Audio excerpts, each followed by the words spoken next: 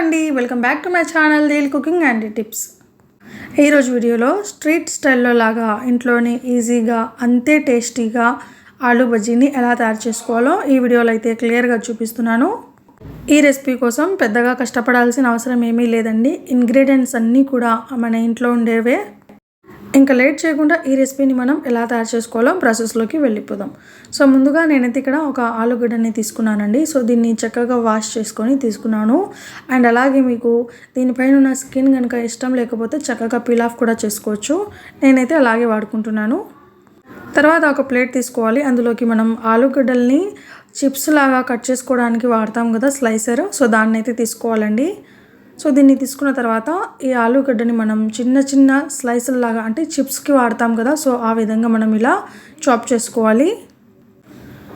So ఇలా స్లైసర్తో కనుక చేసుకుంటే చిన్నగా బాగా పలుచగా అయితే ఈ ఆలు స్లైసులు అనేవి వచ్చేస్తాయి. సో వీడియోలో అయితే క్లియర్గా చూపిస్తున్నాను చూడండి ఈ విధంగా. తర్వాత ఒక బౌల్లో కొన్ని వాటర్ అయితే తీసుకోవాలి. ఇందులోకి కాస్తంత ఉప్పు కూడా యాడ్ చేసుకోవాలండి. ఆ తర్వాత ఇందులోకి మనం ముందుగా చాప్ చేసి పెట్టుకున్న ఆలూ స్లైస్లు అనేది వేసుకోవాలి. సో ఇలా చేయడం వలన ఈ ఆలూ స్లైస్లు అనేవి రంగు మారకుండా ఉంటాయి. తర్వాత ఒక బౌల్ తీసుకోవాలి. అందులోకి 1 కప్పు వరకు శనగపిండిని అయితే వేసుకుంటున్నాను. తర్వాత ఇందులోకి రుచికి సరిపడా ఉప్పు అంటే నేను ఇక్కడ 1/2 టీ స్పూన్ ఉప్పు వేసుకున్నాను. తర్వాత చిటికెడు వంట సోడా, అలాగే చిటికెడు పసుపు, మంచి రంగు కోసం పసుపుని అయితే వేసుకుంటున్నాను. ఒకవేళ మీకు పసుపు ఇష్టం లేకపోతే స్కిప్ చేయొచ్చు. తర్వాత మంచి రుచి కోసం ఇక్కడ నేనైతే 1/2 టీ స్పూన్ కారం వేసుకుంటున్నాను.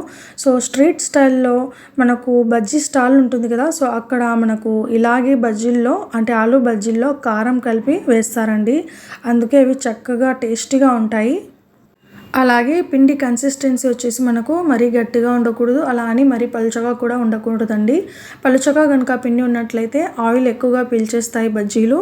అలాగే గట్టిగా ఉన్నట్లయితే కూడా బజ్జీలు అస్సలు పొంగవన్నమాట. సో ఇంకా స్టవ్ పైన ప్యాన్ పెట్టేసుకొని ఆయిల్ కూడా డీప్ ఫ్రైకి సరిపడా వేసుకొని బాగా హీట్ చేసుకోవాలి. తర్వాత ఇలా ఒక్కొక్కటిగా ఆలూ స్లైస్లను పిండిలో బాగా డిప్ చేసి బజ్జీల్లాగా వేసుకోవాలి. ఒకవేళ మీకు ఇష్టం ఉన్నట్లయితే మీరు మందంగా బజ్జీలు వేసుకోవాలనుకుంటే 2 లేదా 3 స్లైసులు వాడుకొని మీరు మందంగా బజ్జీలు వేసుకోవచ్చు. బట్ నేనైతే ఇక్కడ స్ట్రీట్ స్టైల్లో లాగా చూపిస్తున్నాను కాబట్టి ఒక ఆలూ స్లైస్ని వాడే బజ్జీల్లాగా వేసుకుంటున్నాను. సో తక్కువ ఆలూల్లో చాలా ఎక్కువ మొత్తంలో బజ్జీలు అయితే వస్తాయండి. అండ్ అలాగే చాలా టేస్టీగా కూడా ఉంటాయి. పైన క్రిస్పీగా ఉంటాయి, లోపల సాఫ్ట్గా ఉంటుంది. సో ఇలా బజ్జీలు వేసుకున్న తర్వాత మీడియం ఫ్లేమ్లో మాత్రమే చక్కగా వేపుకొని ఒక ప్లేట్లోకి తీసి సర్వ్ చేసుకోవాలి. వేడి వేడి టీతో పాటు కనుక ఈ రెసిపీ సర్వ్ చేస్తే చాలా బాగుంటుంది. లేదంటే పిల్లలు స్కూల్ నుంచి రాగానే స్నాక్ లాగా కూడా ఇన్స్టెంట్గా చేసి పెట్టవచ్చు. సో చూసేసారు కదా ఫ్రెండ్స్, స్ట్రీట్ స్టైల్లో లాగా ఆలూ బజ్జీని ఎలా తయారు చేసుకోవాలి అనేది. నా రెసిపీ కనుక నచ్చినట్లయితే తప్పకుండా లైక్ చేయండి, షేర్ చేయండి. అలాగే ఇలాంటివి ఇంకెన్నో రెసిపీస్ కోసం నా ఛానల్ని మర్చిపోకుండా సబ్స్క్రైబ్ చేసుకోండి.